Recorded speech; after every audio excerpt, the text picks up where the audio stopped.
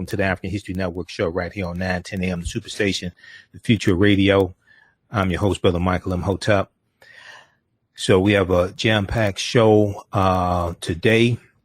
And if you heard also today, CBC Congressional Black Caucus Chair Joyce Beatty, Democrat of Ohio, was involved in a protest at the U.S. Capitol building. She was arrested.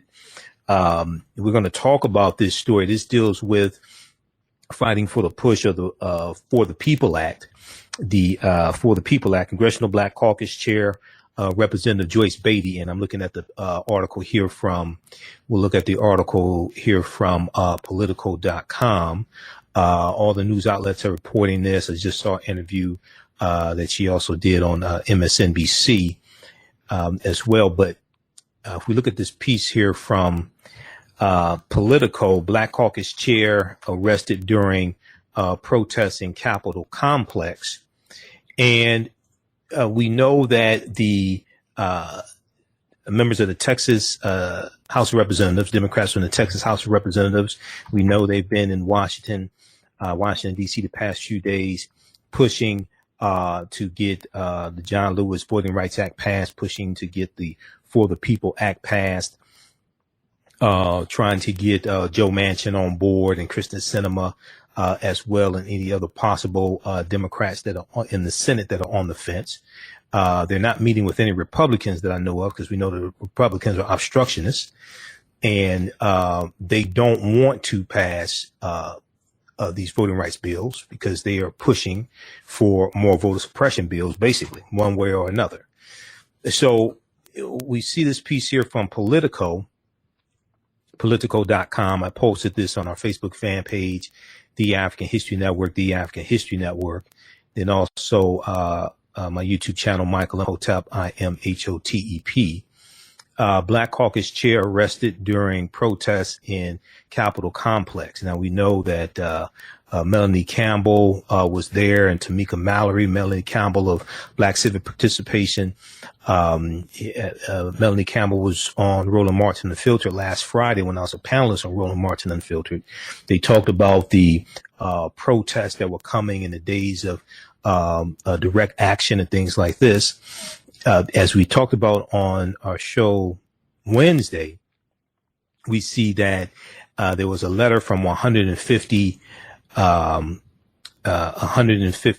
companies signed a letter voicing their support for the John Lewis Voting Rights Act. Okay, now they didn't say. What they should have said is that if Republicans vote for this bill, any Republicans that vote for the voter suppression bills, we won't donate any more money to your political campaigns. That's what they should have said. They didn't say that. So if we look at this article here from Politico.com, and then we're going to also talk about the State of Black America 2021 report that came out today from the National Urban League. And the State of Black America report talks about how African Americans are battling three pandemics. African Americans are battling three pandemics: racial inequity in healthcare, economics, and public safety. We're going to talk about that as well. Mark Morial was on Morning Joe this morning Mark Morial, executive president of the National Urban League, was on Morning Joe this morning on MSNBC to talk about the State of Black America Report 2021. He was also on Roland Martin Unfiltered as well.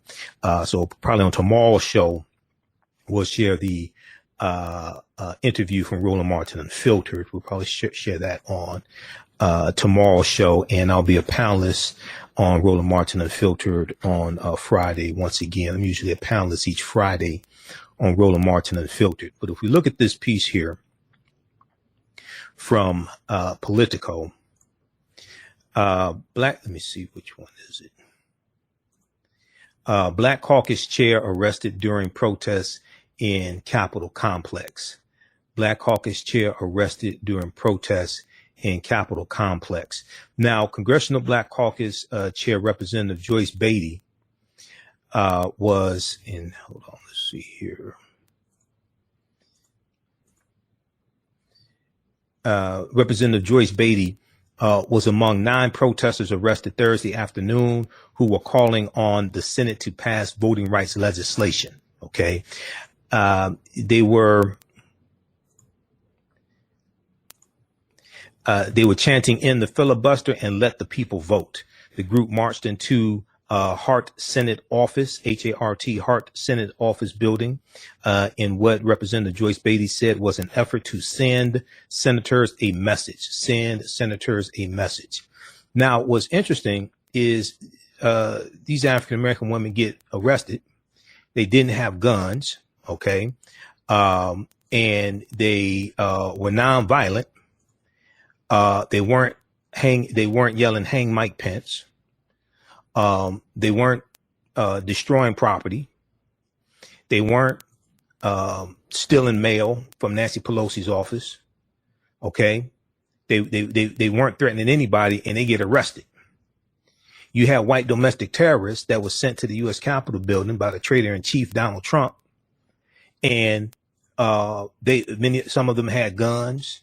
Many of them were violent. Okay, there were only very few arrests on that day. Now we know there have been 500 arrests since then. That was 6 months ago. We know there have been 500 arrests since then, and you have 500 people arrested and charged. We know that, but at the scene of the crime, I mean, you had white domestic terrorists who were there. You had them all climbing up the side of the building, things like this. These sisters were singing and get arrested. They weren't armed. They weren't threatening anybody. They were singing and got arrested. So you're going to hear more about this because they're going to have to, because people already today, people are talking about the contrast. And this is the chair of the Congressional Black Caucus. This is Representative Joyce Beatty. And they arrest her like a common criminal. But the real criminals, most of them you didn't arrest. Now we know the police were fighting against them and things like this. We know the fix was in because there were orders from higher ups during the January 6th insurrection. We know the police most of them didn't have riot gear. Their gear wasn't tested. There were reports of shields cracking and breaking and things like this. The gear, a lot of the gear they did have was not properly stored. So we know the fix was in already. But just the contrast, okay, is what I'm talking about. So we'll talk some more about this here. Then, so we have this story. And then also we have the State of Black America report. CNN has an article about this. We're going to share the interview from MSNBC. Black Americans are battling 3 pandemics, new report finds. This is from July 15, 2021. And also the State of Black America report you can get from the National Urban League's website. Okay, so we'll give you that information. Also, I think it's NUL.org. Okay, they talk about the new normal, diverse, equitable, and inclusive. This is the executive summary here of the report. So we'll give you some highlights of the State of Black America report as well from the National Urban League. And what comes out of the report is also tied to policy. Okay, this report shows the need for policy changes also. All right, so we'll talk about that today as well. Now on the African History Network show, we focus on educating, empowering, and inspiring people of African descent throughout the diaspora and around the world, because right now it corrects your own behavior. What you do for yourself, what you do to yourself, and what you allow other people to do to you and get away with is based upon what you think about yourself. What you think about yourself is based upon what you have been taught about yourself. What you've been taught about yourself is based upon everything you've read, heard, and seen about yourself. So when you control the radius of a man or woman's thoughts, you can control the circumference of his or her actions, because the mind can't do or teach what it doesn't know. Now, we deal with a number of different topics here on the African History Network show. We deal with current events and history and politics, education, economic empowerment, entrepreneurship, relationships, love, sex, health issues, and much, much more. Sign up for our email newsletter. Text the word Kemet, K-E-M-E-T, the 22828 to sign up for our email newsletter. Text the word Kemet, K-E-M-E-T, the 22828 to sign up for our email newsletter. Also visit our website, AfricanHistoryNetwork.com, AfricanHistoryNetwork.com. If you'd like this type of information, you can support the African History Network, $, the AHN show through Cash App, $ the AHN show through Cash App, also through PayPal, paypal.me/the AHN show, paypal.me/the AHN show at our website, AfricanHistoryNetwork.com. All right. I want to go back to this story here. We're coming up on a break. On the other side of the break, we'll also tell you about my 10-week online course that I teach dealing with African history, dealing with thousands of years of history. We teach this on Sundays, 2 p.m. to 4 p.m. Eastern Standard Time. Okay, I want to go back to this article here from Politico.com. All the news outlets are reporting on this right now. Black Caucus chair arrested during protests in Capitol complex. You would think she was trying to overthrow the government to get arrested. You would think she was trying to overthrow the government, or she was yelling "Hang Mike Pence" or something like that. No, that's not what happened. She was singing gospel songs or something, and saying "In the filibuster." So they were chanting "In the filibuster" and "Let the people vote." There was 9 protesters who were arrested Thursday afternoon, July 15th, including Representative Joyce Beatty, Democrat of Ohio, chair of the Congressional Black Caucus. Now, the group of around 20 people spent about 20 minutes in the building before Capitol Police delivered several warnings and restrained the protesters with zip ties. I'm not sure if these were zip ties they took away from the domestic terrorists that were there at January 6th trying to government. I'm not sure if these were those zip ties or zip ties paid for by taxpayer dollars. I'm not sure. Maybe we'll find out. The police detained Representative Joyce Beatty first, then led her and other protesters outside to waiting Capitol Police vans. The remaining protesters walked out of the Senate building without being arrested. Representative Joyce Beatty said in a statement later on Thursday, she said, "Today I stood in solidarity with Black women across the country in defense of our constitutional right to vote." She said, we have come too far and fought too hard to see everything systematically dismantled and restricted by those who wish to silence our vote.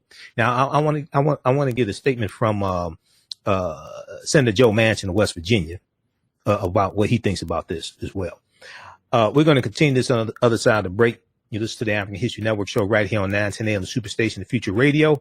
I'm your host, Brother Michael Imhotep. We'll be back in a few minutes. Black on Purpose Television Network. Yes, Black on Purpose Television Network. All black, all positive, all the time. The largest black-owned streaming television network in the world. Bringing our people together worldwide. Controlling our messages, our stories, our way. Black TV the way it should be. Black music, Black history, and more. 30+ channels, thousands of shows. Black on Purpose Television Network. Subscribe now. For 25 years, the Black History 101 Mobile Museum has carried on the rich legacy of the Black Museum movement in America by showcasing original artifacts of the Black experience at colleges, universities, K-12 schools, corporations, libraries, conferences, and cultural events, making it the most traversed Black History mobile exhibit in American history. Dr. Khalid El Hakim is the founder of the Black History 101 Mobile Museum, and he is a highly sought-after public speaker on topics of Black history, social studies, education, museum studies, hip-hop, and race relations. Dr. Khalid was named among the change makers for NBC Universal's Erase the Hate campaign and listed as one of the 100 men of distinction for Black enterprise. He recently founded the Michigan Hip Hop Archive on the campus of Western Michigan University. The Black History 101 Mobile Museum is currently scheduling in-person and virtual exhibits nationwide. For more information, please contact Dr. Khalid Al-Hakim directly at 313-645-4197, 313-645-4197, or visit their website at blackhistorymobilemuseum.com. That's blackhistorymobilemuseum.com. You can also email him at bhistory101@yahoo.com, bhistory101@yahoo.com. Welcome back to the African History Network show right here on 910 AM Superstation and Future Radio. I'm your host, Brother Michael Imhotep. It is Thursday, July 15, 2021, and we are live. We're talking about the protest that took place at the U.S. Capitol building today and arrests that were made. 9 protesters were arrested. Of course, they were African Americans because white people don't get arrested like that. They didn't have guns. You would think they were trying to overthrow the government, like the insurrectionists, domestic terrorists on January 6th. But no, that's not what happened. They most of them was just black. That's all. That's enough of a weapon right there. They were, but now I'm not sure if they were there in maid outfits if they had been arrested, but it just so happens that one of the people who was arrested was Representative Joyce Beatty. Representative Joyce Beatty, chair of the Congressional Black Caucus. Okay.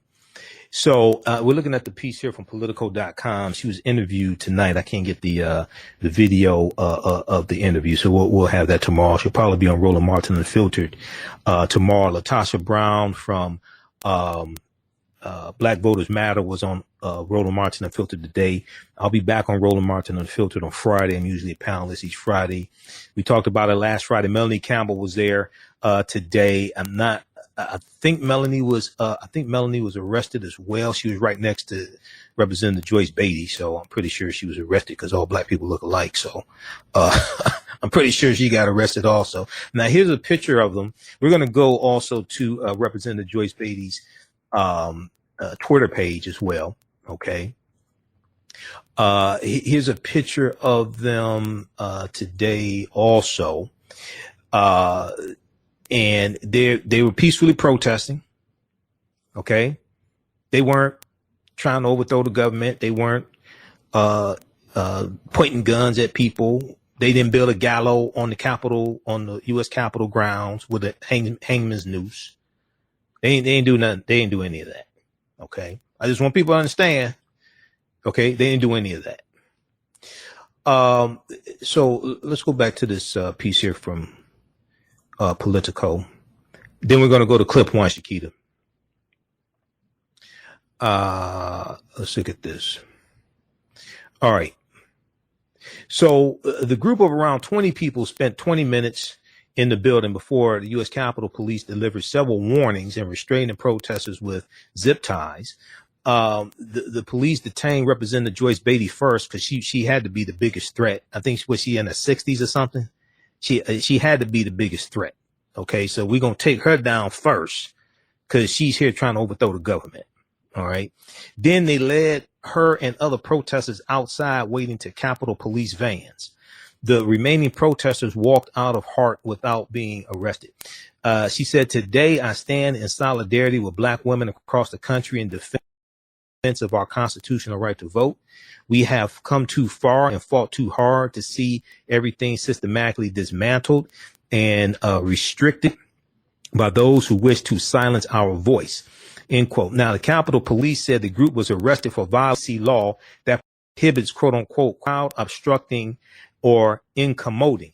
Okay. Crowding, obstructing, or incommoding. Now, on MSNBC today, Lawrence O'Donnell, who used to work at the Capitol building, he said the building that they were in is a huge building. The group wasn't bothering anybody. They weren't keeping anybody from doing their job.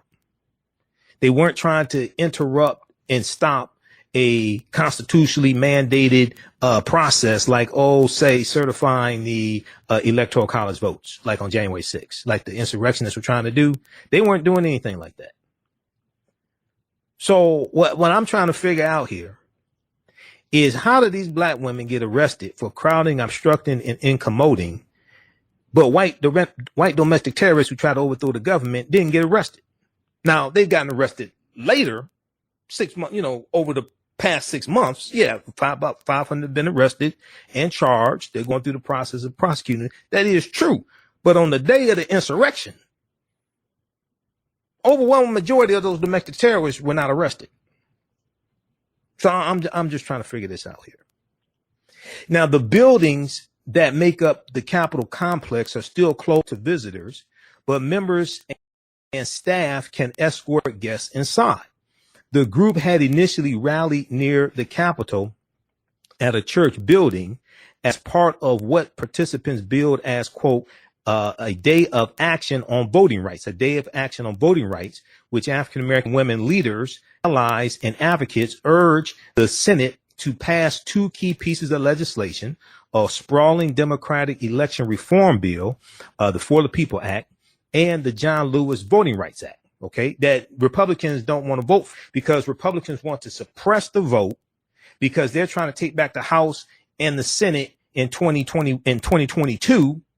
You have redistricting that's going to take place because of the results of the 2020 census, and it's not in the interest of Republicans to have more people voting. I mean, let's be honest. The last Republican president to win the popular vote was George W. Bush in 2004. The last Republican president to win the popular vote was George W. Bush in 2004.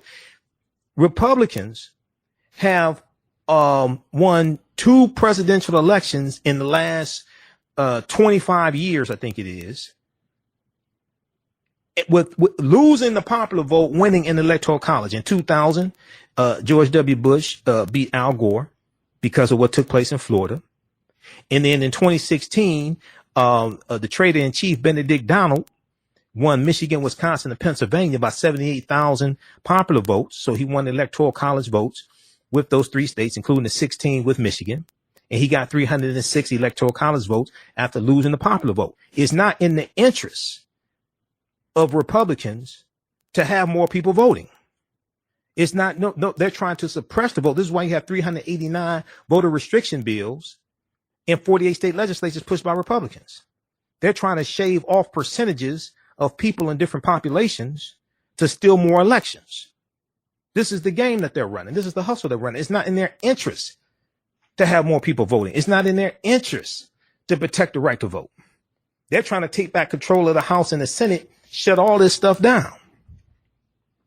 So so now I know Joe Manchin wants bipartisanship on voting rights because he has these grand illusions of white unity. But what's important to understand is that, because I was watching interviews today, and he didn't come out and say he was against the carve out. He didn't. So it looks like, from listening to what he did not say, it looks like even the Texas Democrats are making a little headway with him. But here's what's interesting.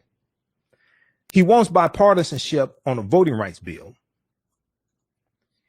but you have only one party in the state legislatures who are eroding voting rights, who are passing laws to suppress the vote.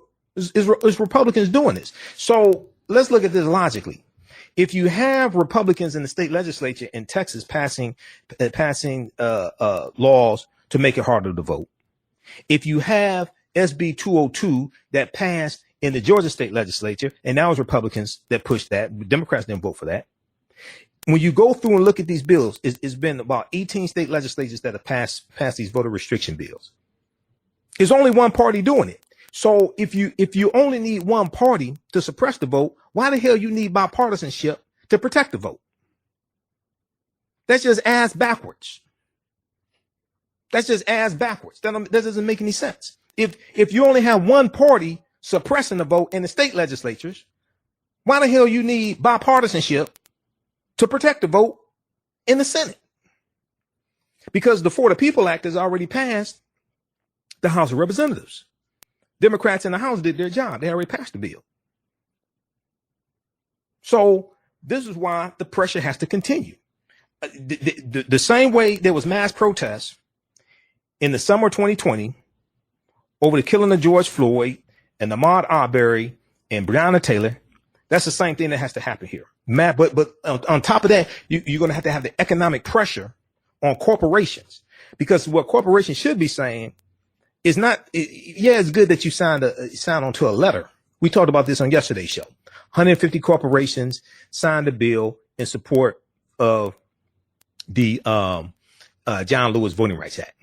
What they should be saying is that any Republican that votes for these voter suppression bills, we're not going to donate any more money to your campaigns.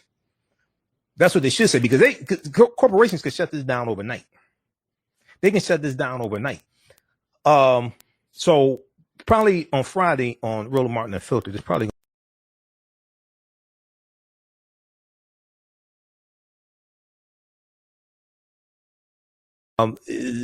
we talked about this yesterday. Let me see. Hold on. Where's that one? We'll pull that one up from yesterday. It was 150, more than 150 companies. We talked about this one yesterday. Go back and watch the show from Wednesday on our Facebook fan page, The African History Network, and my YouTube channel, Michael M. Hotep, IMHOTEP. More than 150 companies back update to Voting Rights Act. They're talking about the John Lewis Voting Rights Act. Major businesses like PepsiCo, Macy's, IKEA, and Nestle USA signed on to a letter supporting the John Lewis Voting Rights Act advancement. Okay, but they can do a whole lot more, because see, now let's compare this to 2015. I think it was 2015, 2016, when in the state of Indiana passed the transgender bathroom bill. Corporations were talking about shutting down projects in the state of Indiana. They were talking about canceling contracts. They were talking about canceling conferences in the state of Indiana. They didn't do something weak like sign a damn letter. They were talking about economic withdrawal in the state of Indiana over transgender people being able to use the bathroom of their choice. Go back and look. I talked about this on my show when this happened. And then we saw the same thing in North Carolina as well. Okay. Go research the transgender bathroom bill, the whole thing in Indiana. Now at the time, the governor of Indiana was a guy named Mike Pence. He was the governor of Indiana at the time. He went on to become vice president of the United States.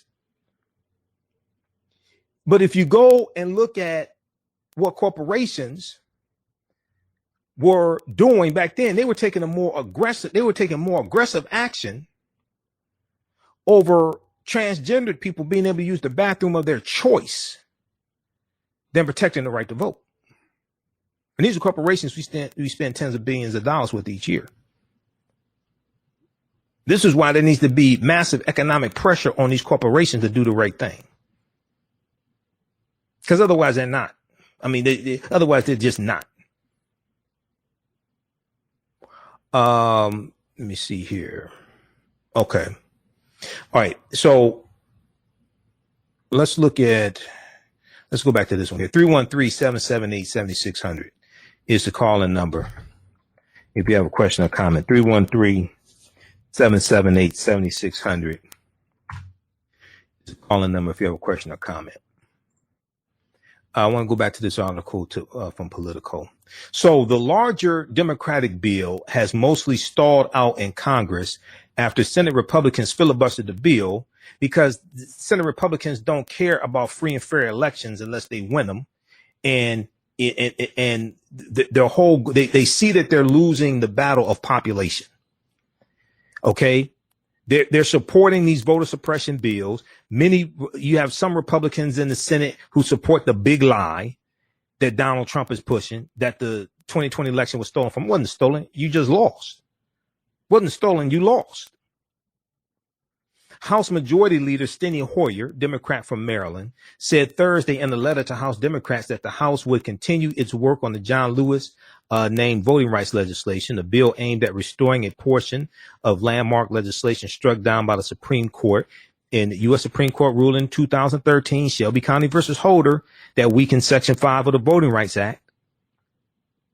The former legislation restricted certain states and localities, mostly in southern states, former Confederate states, former slaveholding states, Alabama, Georgia, Mississippi, Texas, forcing them to seek approval before changing certain voting laws.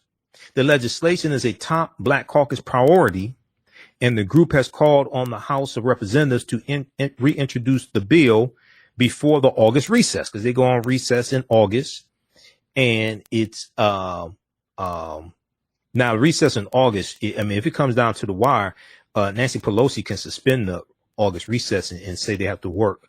She's Speaker of the House and say they have to work through the August recess. Chuck Schumer can do the same thing in the Senate and say and suspend the August recess and say they have to work through the August recess. But it too, the John Lewis Voting Rights Act also faces a bleak future in the 50-50 Senate, where a previous version drew the support of only one Republican, co-sponsor Senator Lisa Murkowski. She has a Republican challenger, Lisa Murkowski from Alaska.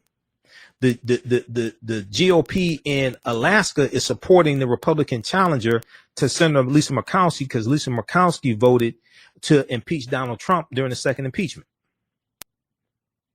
This is how immoral the white nationalist party is, the GOP, the Republican Party. They are the white nationalist, QAnon, conspiracy theory, big lie party. This is who they are. This is how immoral they are. Senator Lisa Murkowski voted to impeach Trump during the second impeachment, rightfully so, because he helped incite an insurrection. And the GOP in Alaska is running they are supporting not the Republican senator from Alaska, Lisa Murkowski. They're supporting the challenger simply because she voted to impeach the traitor in chief, Benedict Donald. See, we're gonna. It's going to come down to this. Either you for us or you against us. All of this to it. Corporations that continue to give money to the white nationalist party, African Americans should call them out and have nationwide economic boycotts against them. Period. Either you for us or you're against us. Either you support democracy or you support the white nationalist party in insurrection and voter suppression. It's no more fence sitting. It's not we're going to sign a letter, but then give you money under the table. It's time to flip the damn table over. Either you for us or against us. This is all it is to it.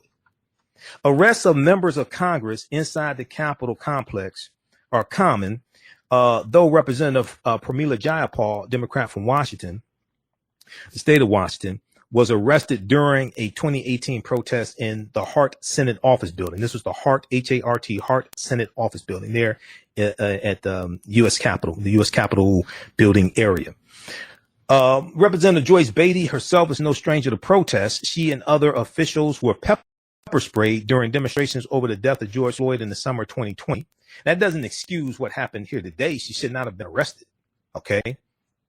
Oh, she's a big domestic terrorist. Maybe they thought, I don't know, did they think she was a Muslim or something? What? Did they mistake her for a Trump supporter? I mean, I don't understand this. This gray haired lady, did they think she was hiding an AK-47 in her hair or something? I mean, 313-778-7600 is the call-in number if you have a question or comment. So let's look at her Twitter page. So if we look at the article here from Huffington Post. There's a piece from the Huffington Post has her tweets in it. Representative Joyce Beatty arrested during protests for voting rights. Maybe she should have said Donald Trump sent me here. Because when the domestic terrorists are there, running up the side of the U.S. Capitol building, building the gallows. How the hell they build a gallows? They built a gallows and put a noose up there. Who brought the hammer? Who brought the how the hell they do that? I'm still trying to figure that out. I took wood shop like in 6th grade. I'm still trying to figure out how they build a gallows out there. Maybe she should have said Donald Trump sent us. The congresswoman joined black women demonstrating for the Senate to pass federal voting rights legislation. Okay, so let's look at the tweets here. Okay, so here you have Representative Joyce Beatty. Let the people vote. Fight for justice. Let's go to her Twitter page. Everybody follow Representative Joyce Beatty on Twitter. Let me follow her there. Rep Beatty, Beatty, Beatty. Everybody follow Representative Joyce Beatty on Twitter. So here you have the most wanted criminals in America. Okay, they're protesting, fighting from what the Constitution says is already ours. Okay, so you have Capitol Police arresting them. And she said, let's see, what is, okay, so they have the picture here, and I'm trying to see, did she have a, okay, this is the article from Huffington Post. So they have the picture here. Yeah. She'll probably be interviewed on Roland Martin Unfiltered tomorrow. We'll talk about this on tomorrow's show. All right. Now let's look at, okay, so we've got this. Okay. That's redundant. All right. Check that out. But we see her tweet. Representative Joyce Beatty arrested during protests for voting rights. All right. Now let's switch gears. Let's talk about the state of Black America in 2021. We're under attack once again. So National Urban League released their State of Black America report. They do it each year. It's a good report. They have some good information in there. Mark Morial was on Morning Joe this morning, and CNN has an article about this also. Now, Roland Martin talked about this on Roland Martin Unfiltered today. Go watch that. He interviewed Mark Morial. Okay, I saw some of it. We'll probably share some of it on our show tomorrow. We'll probably share some of that interview that Roland did today with Mark Morial. We'll probably share some of that on tomorrow's show. I didn't get a chance to really go through it. I saw the one he did this morning on Morning Joe. But let's look at this article here from CNN quickly. Black Americans are battling 3 pandemics. Okay. New report finds. All right. Well, I would say 4 pandemics because white supremacy and racism, but you know, I guess that's a given. That doesn't count. That's an easy one. That doesn't count. Higher unemployment rates, lower household incomes, and lack of access to health care left African Americans more vulnerable to the COVID-19 pandemic. And there is an urgency to address these structural inequities, according to a new report on the state of Black America released Thursday, July 15th, 2021 by the National Urban League. Now, the report titled The New Normal, Diverse, Equitable, and Inclusive, the New Normal, Diverse, Equitable, and Inclusive, concluded that African Americans are facing the burden of 3 pandemics, which include racial inequity in healthcare, racial inequity in economics, and racial inequity in public safety. Now, I would say 4, white supremacy and racism, just period. Okay. White supremacy and racism, just period. The authors of the report are also point to over policing, like what we saw at the U.S. Capitol building today, over policing, including frequent targeting of young Black men and lower vaccination rates due to the dearth or paucity or lack of healthcare facilities and poor internet access as key challenges for the African American community that have been unmasked by the COVID-19 pandemic. And dealing with high-speed internet and lack of internet, that deals with infrastructure. Okay, so that is critical. Police brutality against African Americans was back in the spotlight after the deaths of George Floyd and Breonna Taylor sparked a nationwide reckoning on racism last year, 2020, even as the country battled a pandemic, the report said. We're going to flip over to the executive summary of the report. Let's go to this here. NUL.org. NUL.org is the National Urban League's website. You can download the PDF version of the executive summary. Okay, we're looking at it right now. Okay, you can download this from their website. It's free. Okay, these are the type of reports that we craft policy around. Okay, we don't craft policy based upon feelings and emotions. We craft it based upon the evidence, based upon the data. We look at the contents, table of contents here. Let's see. They have a tribute to Vernon Jordan, pandemic, #1, economic collapse, pandemic 2, health inequities, pandemic 3, structural racism, pandemic 3. They talk about inequities, but it's structural racism. Okay. Or racism in general, because racism is a system of advantage and privilege distributed based upon race. What I want to do is we're going to go to clip 2, Shakita. Let's go to clip 2 from Morning Joe. Mark Morial, president of the National Urban League, was on Morning Joe this morning to discuss the state of Black America 2021. Let's go to this clip.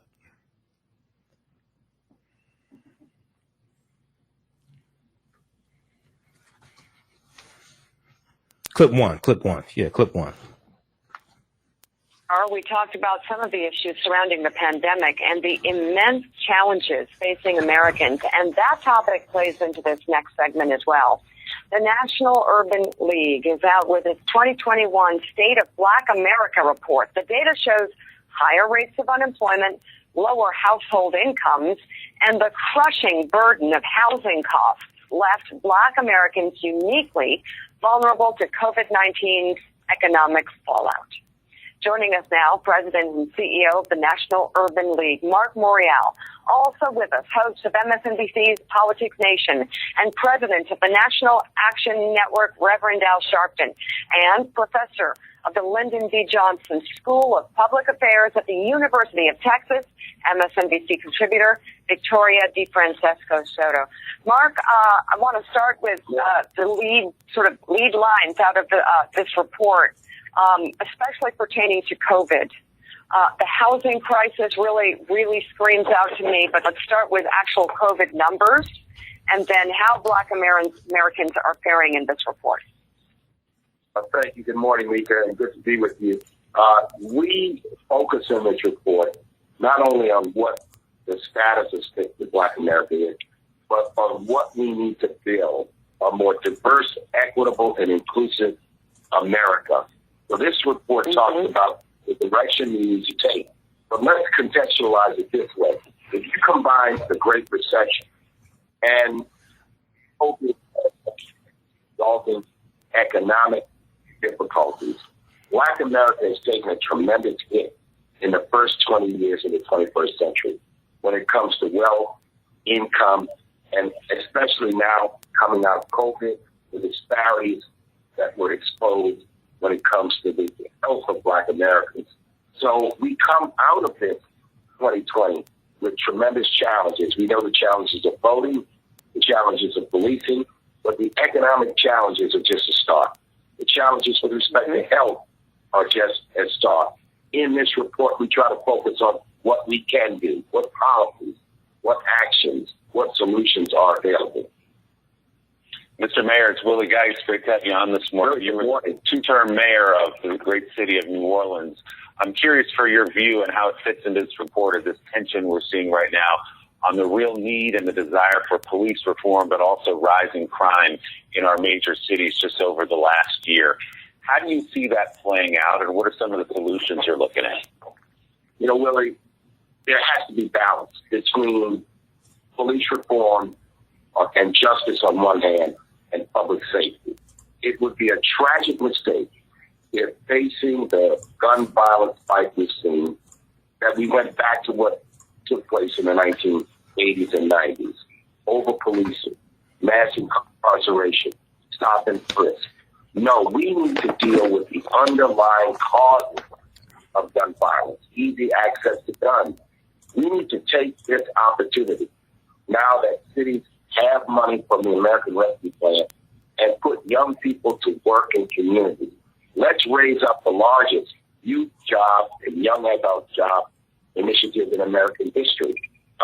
That is something we can do, but you have to have trust between police and community if you're going to prevent gun violence, and you've got to get off the seat and change the law so that easy access to guns is not the reality across America. So you've got to balance all of these things, Willie. The old solutions will not work. So this is a time for us to speak up and not allow the polarization that occurred in the 1980s and 1990s to dominate the discussion. It is important to be both. And you hear the new the Democratic nominee for mayor of New York, Eric Adams, speaking about something I learned when I was mayor. You have to balance. We put that in some of jobs, in some of camps, but then we also reform policing to a community policing model. It's got to be balanced. You've got to do both. And you've got to recognize that without doing both, you're going to repeat the mistakes of the past. As Mark brings up the name Eric Adams, you and I were just talking about him, the Democratic nominee and likely next mayor of New York City. Fascinating that in this era of marches and activism about police violence and the need for change and police reform, that New York City just elected a former New York City police officer, perhaps to be its next mayor. But Eric comes with a balanced resume. He's a former New York City policeman, but he's also one of the founding members of the National Action Network 30 years ago when I started it. So he has been involved on both activism and police reform, the balance that we're talking about. Because I think people forget that the victims of crime in the black community are blacks. So we want to see crime down as much as we want police crime. I think what many Americans do not realize is that it is the height of being frightened when you are in an area that has high crime and you're afraid to call the police because you don't know how they're going to behave when they get there, which is why you need this balance. But Mark, let me address this to you, because you and I have worked together the last decade and a half that you've headed the Urban League. And one of the things that we looked at is the inequality, whether it's the health care, whether it's the education, things that you come out with your annual report today. And as we met with President Biden last week around voting, I think that part of the challenge that I want you to address is how to get government to understand, since there is this inequality, there must be a disproportionate investment in repairing the damage. You can't give us equal resources and equal attention when we're in an unequal situation. Rev, you just defined what equity is. And equity means to do what is necessary to bring us to equal. All right, we're going to pause it right there. Those watching on our Facebook fan page, The African History Network, The African History Network, and our YouTube channel, Michael M. Hotep, IMHOTEP. Keep watching. We're going to keep broadcasting for a few more minutes to finish this clip. We're out of time here on 910 AM Superstation WFDF. If you like this type of information, you want to support the African History Network, $ the AHN show through Cash App, $ the AHN show through Cash App, also through PayPal, paypal.me /the AHN show, paypal.me /the AHN show, or at our website, AfricanHistoryNetwork.com. This helps us keep doing the research. We're here 6 days a week, helps us keep broadcasting, pay some of the bills, etc. Remember, right now is correct wrong behavior. It's not over till we win. Wakanda forever. We'll talk to you tomorrow. Peace.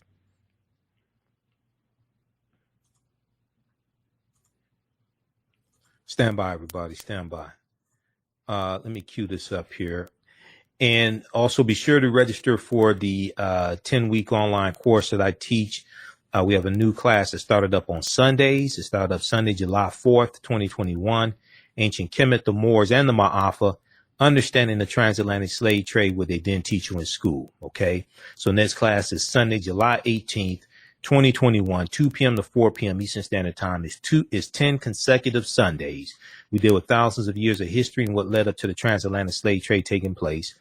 Right on our homepage, AfricanHistoryNetwork.com. Scroll down, click on register here, then click on enroll on the next page. The class is regularly $130. It's on sale $80. We do the class live. All of the sessions are recorded. We do the class live. All of the sessions are recorded. So you can go back and watch it over and over again. Okay. Even after the class is over with, after the 10-week course is over with, you still have access to the content. You can still watch the classes. So next year, you'll still have access to that. Okay. All right. Stand by. Let me cue this up here.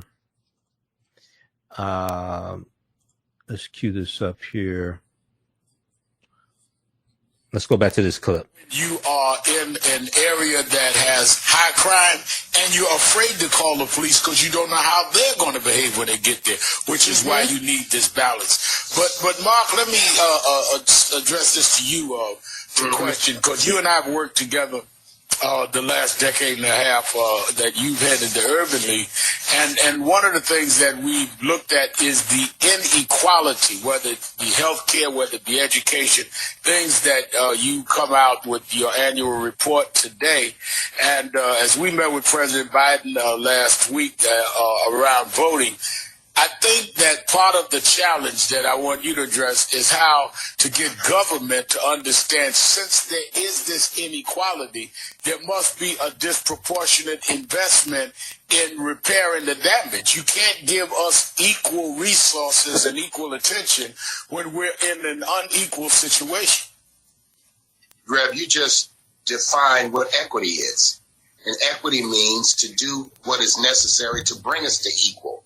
And government played a role in these disparities where hospitals were located, not in black communities. Redlining when it came to housing, discrimination in bank loans, lack of access to colleges and universities.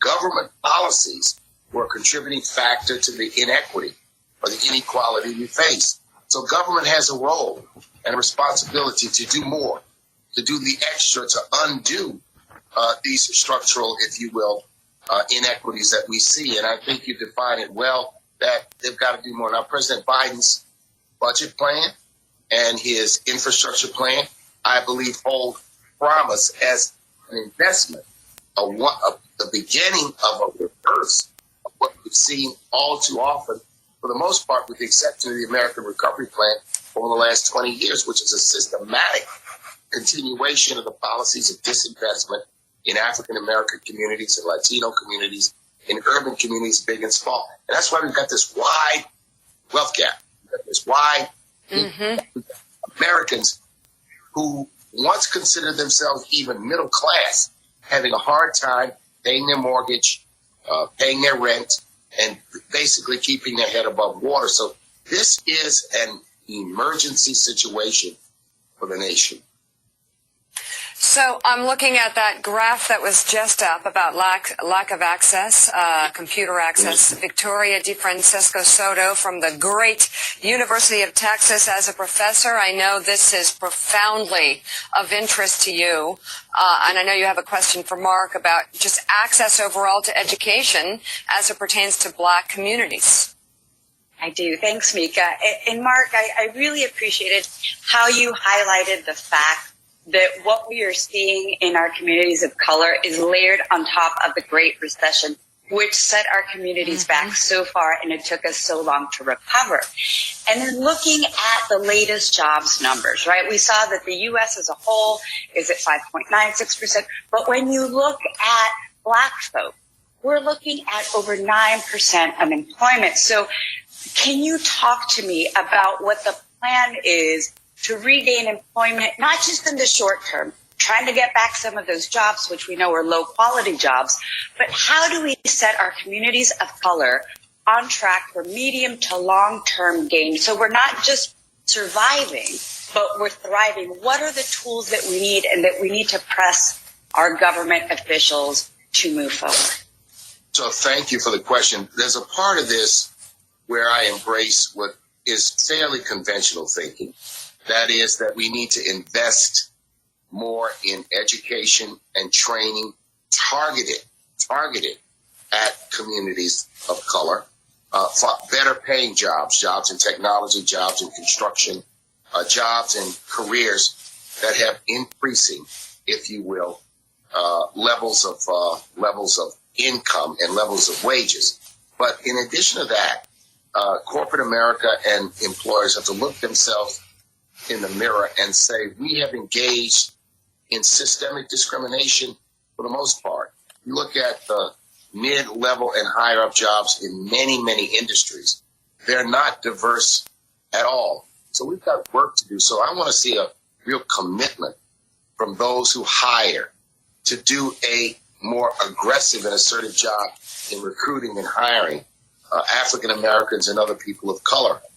So that's number 2. I think number 3 is the president's leadership and the leadership of the government in highlighting racial injustice and in holding up racial justice as one of President Biden's operating pillars. I think the moral power, but also the enforcement powers of the EEOC and the Department of Justice have to be in play to purge this nation of this long-standing racism. So there's much we can do. And the idea is, do we have the will to do it? All right. So that was from Morning Joe. Everybody hit the thumbs up button if you like this type of information as well. That was from Morning Joe today. That was Mark Morial, National Urban League, talking about the State of Black America Report 2021. Once again, you can read that report at the National Urban League's website, nul.org, nul.org, National Urban League .org. Okay. All right. And we had the and the name of the report is, this is it here again. This is you can download the executive summary of it. I downloaded a PDF of the executive summary, so this is what I have been showing you. We're going to go back to the article from CNN.com dealing with the Black America, State of Black America report, the new normal, diverse, equitable, and inclusive. Okay, from the National Urban League. All right, very quickly here. How's everybody doing? Share this broadcast on social media platforms. Be sure to follow us on our Facebook fan page, The African History Network. The African History Network on Facebook, and our YouTube channel, Michael Imhotep, IMHOTEP, on YouTube, and turn on live notifications so you know when we go live. I want to go back to this article here from CNN. This is Black Americans are battling 3 pandemics, new report finds. This is from Thursday, July 15, 2021. I want to go to the second page of the report here. Let's go to the second page of the report. Okay, so Black people are 6.5 times more likely to be stopped while driving, stopped by police while driving, and 20 times more likely to be searched during a stop than white people, according to the report. That's known as driving while black, racial profiling, systemic racism, take your pick. Mark Morial, president of the National Urban League, said the country is at a crossroads of racial reckoning. One path leads backward toward the old normal, a return to the marginalization, discrimination, and segregation that left Black and brown Americans exceptionally vulnerable to a deadly virus and economic desperation. The other path leads toward a nation where police approach the communities they serve as allies and collaborators and not hostile combatants, where every citizen has equal access to the ballot box, where fatal complications in pregnancy are just as rare as Black mothers where fatal complications of pregnancy are just as rare for Black mothers as white mothers, where the value of a home is not determined by the race of the owner. End quote. Because we know African American homes are valued at $156 billion less than comparable white homes, and that contributes to the racial wealth gap. Now, the report notes that was a study from Brookings Institute, Andre Perry and the Brookings Institute. The report notes key data that reveals an economic disparity between black and white people. For example, nearly 17% of African American households lack basic financial services. Nearly 17% of African American households lack basic financial services, such as access to banks, compared to 3% of white households lack basic financial services. Additionally, the median family income for African American families was just over $40,000 in 2018, median family income, compared to about $70,000 for white families. You're also dealing with a racial wage gap,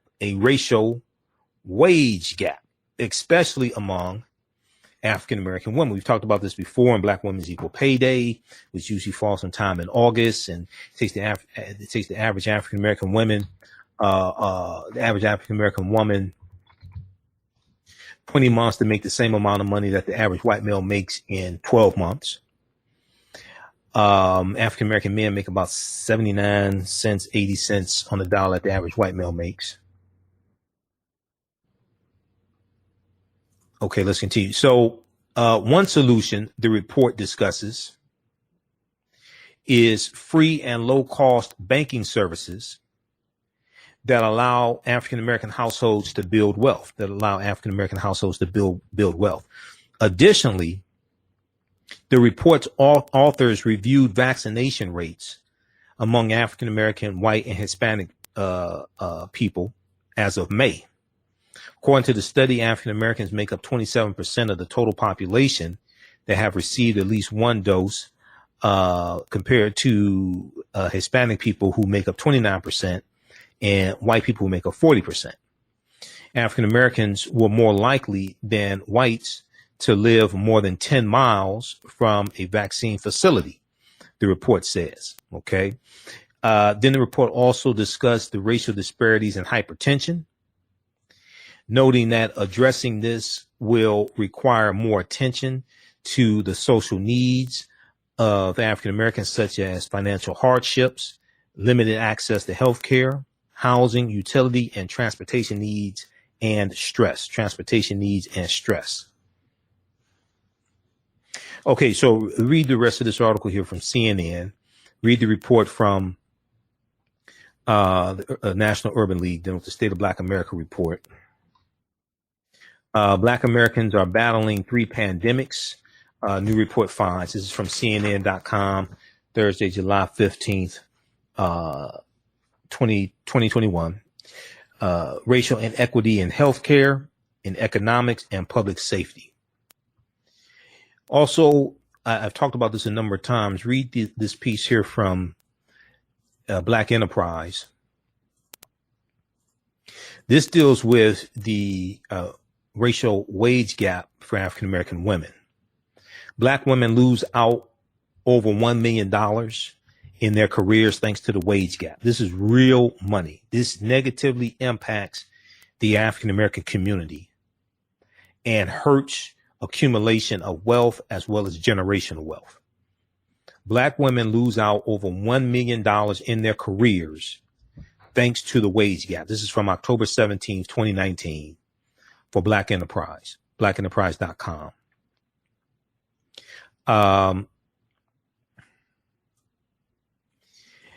An African American woman will lose out on $946,122 over a 40-year career if she continues to make 61 cents on the dollar that the average white man earns due to the wage gap, or actually the racial wage gap.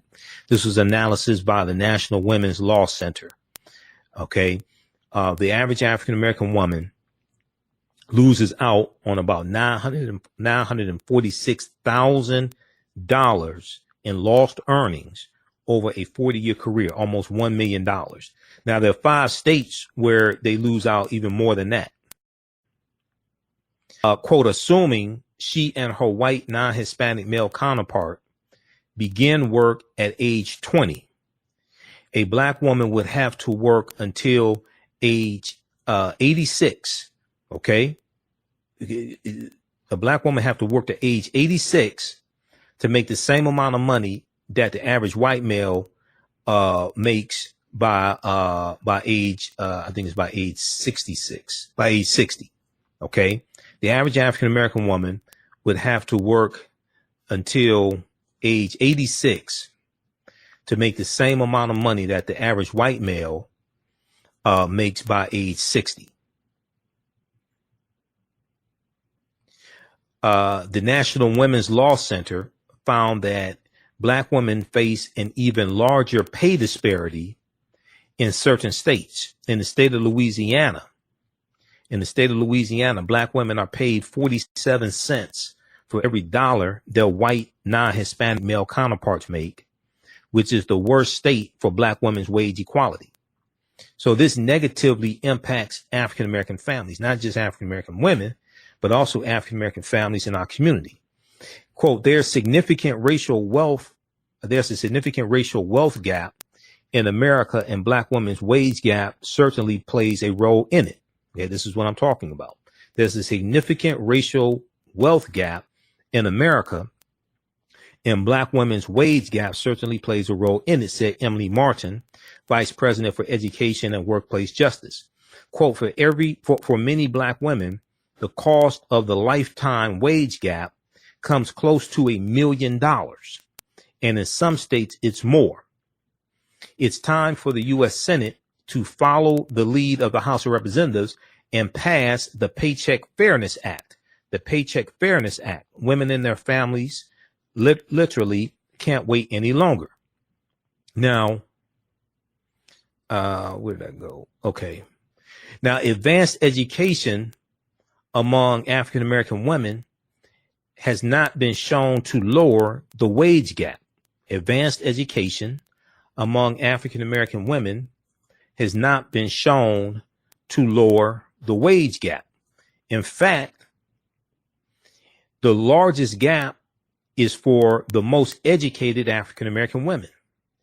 Doctorate degree holders who are African American women tend to make 60% of what their white male counterparts make. Doctorate degree holders, PhDs, who are African American women tend to make 60% of what their white male counterparts make. This is systemic racism. This is white privilege. Just because you don't know that it exists does not mean it does not exist. It just means it's something outside of the circumference of your own awareness. African American women have the highest student loan debt of any racial or ethnic group. For an undergraduate degree, the average African woman carries nearly $30,400 in debt compared to $19,500 in debt for white men. The wage gap lessens African American women's ability to pay off educational debt, creating an additional barrier to saving money that could be used to buy a home, start a business, or be used for emergencies. Now, same thing applies to African American men. African American men make about 80 cents on the dollar that the average white male makes.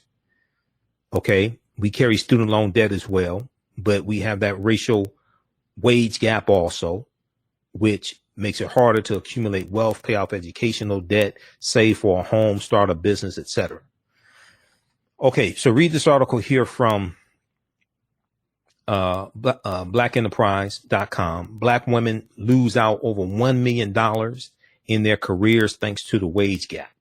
October 17th, 2019. All right. We're going to get out of here. The rest of the stuff we'll talk about some other topics on Friday. I'll be on Roland Martin Unfiltered Friday, July 16th as well.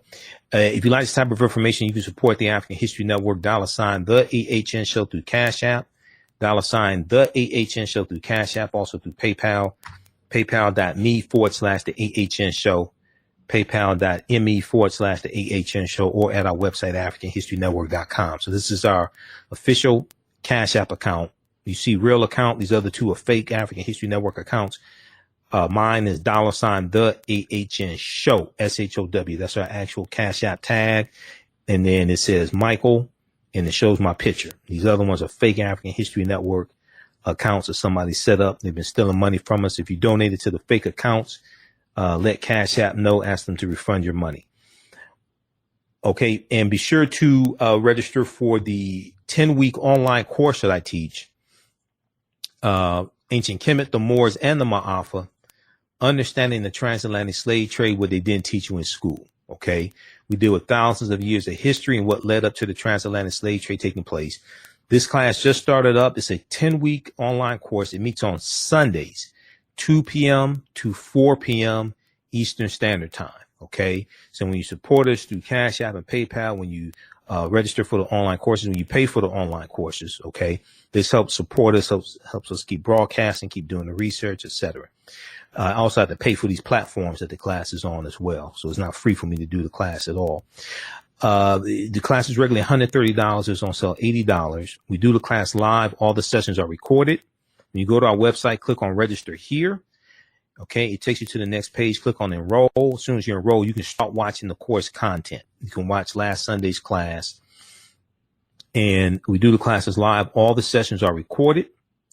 And you can go back and watch the courses over and over again. We do a PowerPoint presentation. We have video clips, book references, articles, guest speakers, and we deal with thousands of years of history and deal with what led up to the transatlantic slave trade taking place. When we deal with the transatlantic slave trade, we can't start in 1441 with the Portuguese going into Mauritania. We can't start in 1619 in Virginia. We have to deal with thousands of years of history and what leads to the transatlantic slave trade taking place. We deal with ancient Africa, ancient Kemet, ancient Egypt, Nubia, Ethiopia, Ghana, Songhai, Mali. We deal with the 800-year occupation of Europe by the Africans known as the Moors, who take the teachings from ancient Kemet, ancient Egypt into Europe, and this is going to bring Europe out of the Dark Ages. Okay. Also, so register for that course. Also, if you've taken this online course before, well, number one, when you register for this course, you'll also get a digital download of the lecture I did June 16th, 2021. It's a 2.5-hour lecture dealing with the real history of Juneteenth. Okay, it's a fantastic presentation I did dealing with the real history of Juneteenth. So you'll get that lecture free in a digital download format. Now, I have a new online course that's going to start up, I think, next weekend. And this is dealing with, we're going to look at 1865 to 1965. That 100-year period of time is going to be a 10-week online course. So if you've taken this one before, Ancient Kemet, the Moors, and the Ma'afa, Understanding the Transatlantic Slave Trade, what they didn't teach you in school, you'll want to take my new class that's going to start up, that's going to look at history from 1865 to 1965. It picks up where this class leaves off.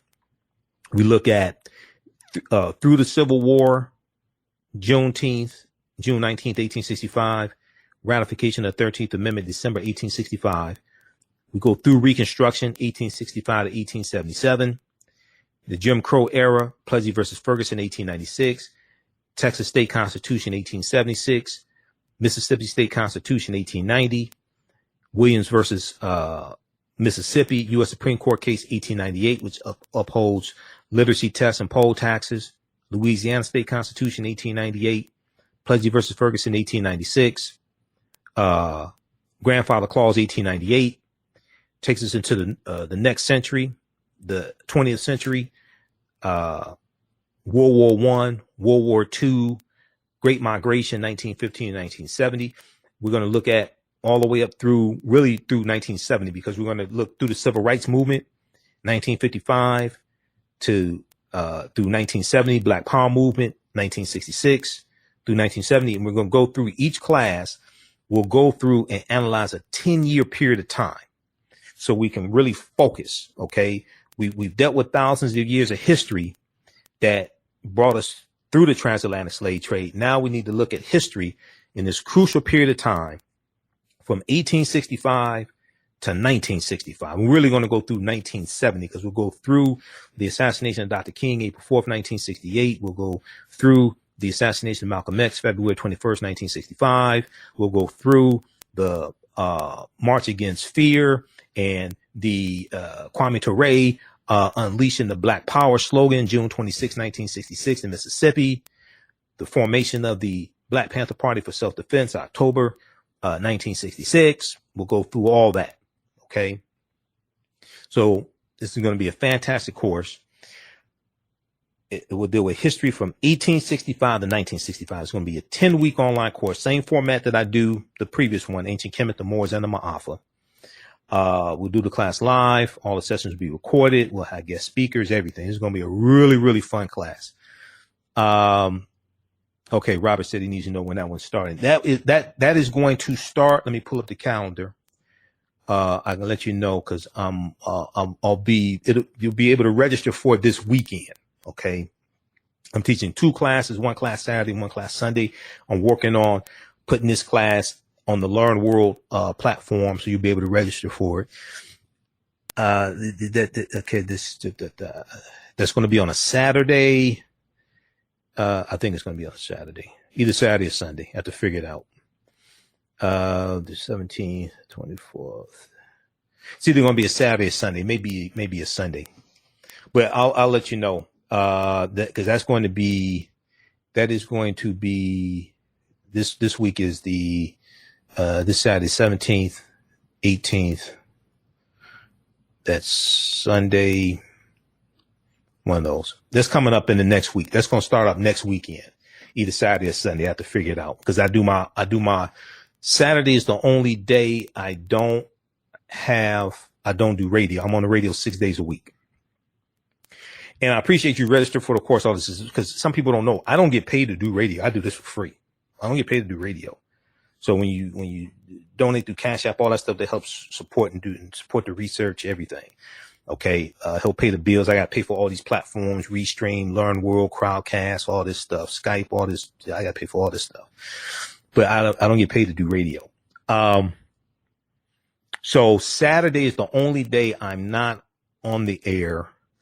We have 1 class wrapping up. I do my show Sunday night, 9 p.m. to 11 p.m.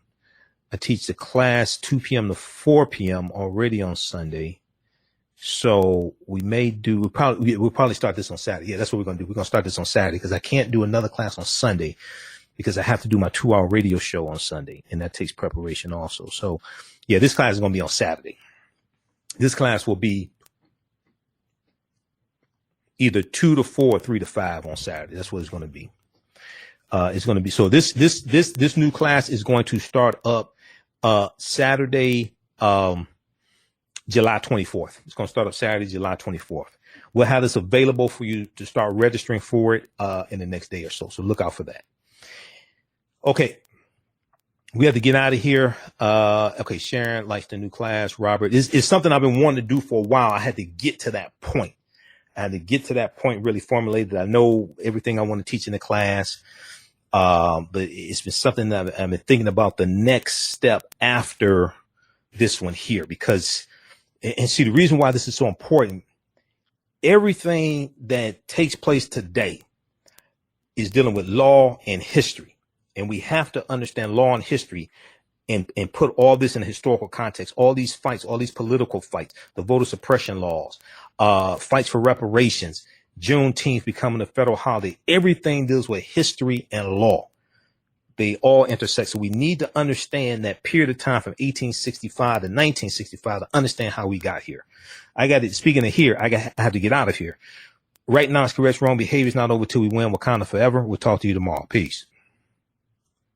Black on Purpose Television Network.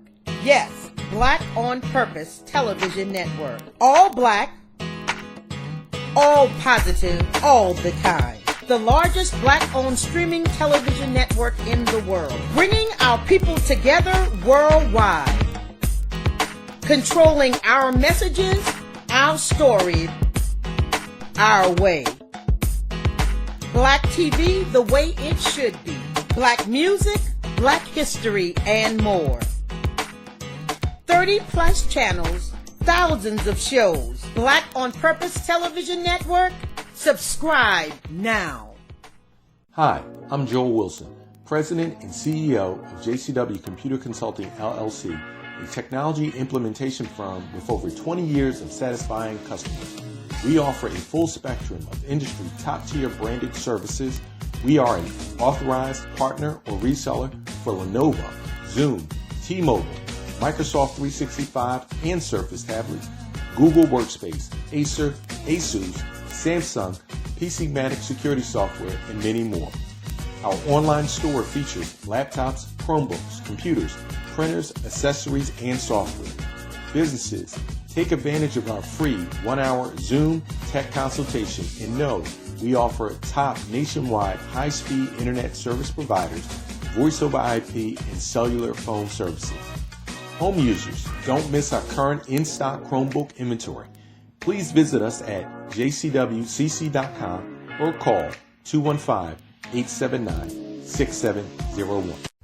For 25 years, the Black History 101 Mobile Museum has carried on the rich legacy of the Black Museum movement in America by showcasing original artifacts of the Black experience at colleges, universities, K-12 schools, corporations, libraries, conferences, and cultural events, making it the most traversed Black History mobile exhibit in American history. Dr. Khalid El Hakim is the founder of the Black History 101 Mobile Museum, and he is a highly sought-after public speaker on topics of Black history, social studies, education, museum studies, hip-hop, and race relations. Dr. Khalid was named among the change makers for NBC Universal's Erase the Hate campaign and listed as one of the 100 men of distinction for Black enterprise. He recently founded the Michigan Hip Hop Archive on the campus of Western Michigan University. The Black History 101 Mobile Museum is currently scheduling in-person and virtual exhibits nationwide. For more information, please contact Dr. Khalid El Hakim directly at 313-645-4197, 313-645-4197, or visit their website at blackhistorymobilemuseum.com. That's blackhistorymobilemuseum.com. You can also email him at bhistory101@yahoo.com, bhistory101@yahoo.com. We all know the cannabis industry is headed toward an uprise in the past decade. What happens when there is a brand that brings this uprise in a blow? The cannabis industry welcomes her uprise. Hustle her hemp. Delivering excellence with pride is her watchword, and how you choose to embrace it makes it a priority. From cultivating rich cannabis into exquisite and tastefully finished CBD products to delivery, Hustle Her Hemp leaves no stone unturned. Hustle Her Hemp's mission is to empower women of color by building business and creating legacies, uniting beauty, health, and business. We are a pure definition of how we want the CBD industry to become in the future. While we are redefining innovation, we bring the same energy to improving the quality of life. Hustle Her Hemp is the new uprise.